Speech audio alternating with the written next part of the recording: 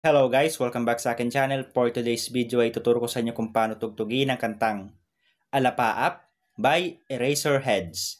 Pero bago tayo magsimula, kung hindi ka pa nakakapag-subscribe sa akin channel, please subscribe at paklik mo na rin yung notification bell para lagi kang updated kapag mayroon akong bagong upload. Simulan na natin. So para sa ating verse, ang mga chords na gagamitin natin dito ay G, A minor, B minor, yung easy version niya ay ganito lang, and last ay C. So bali, ipi-play mo lang yan ng 4 times.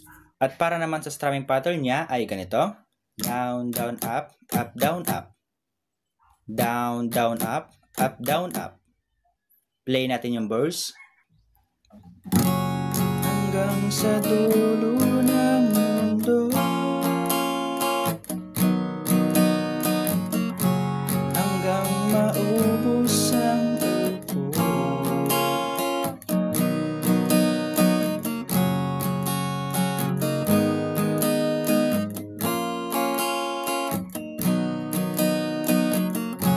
Hanggang mahulog ang tala.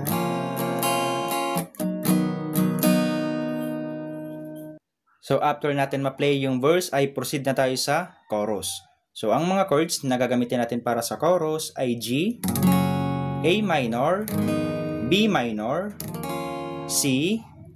So bali, i-play mo lang yan ng 2 times at pagkatapos ay D at C. Ngayon, play na natin yung chorus. 1, 2, 3, go! Masdan mo aking mata,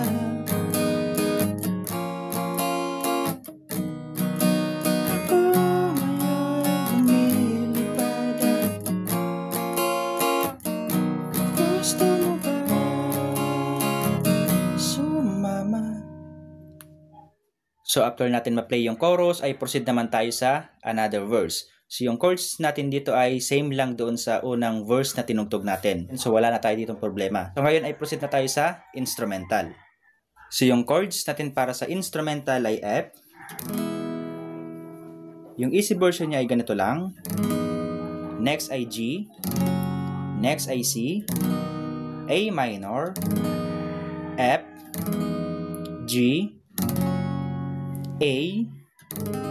C sharp minor. Yung easy version niya ay ganito lang. Next ay D. Next ay E. A. C sharp minor. D. E. C. B minor.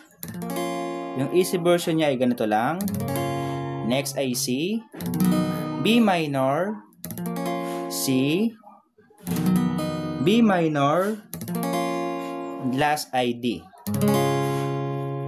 Ngayon, play na natin yung instrumental. 1, 2, 3, go!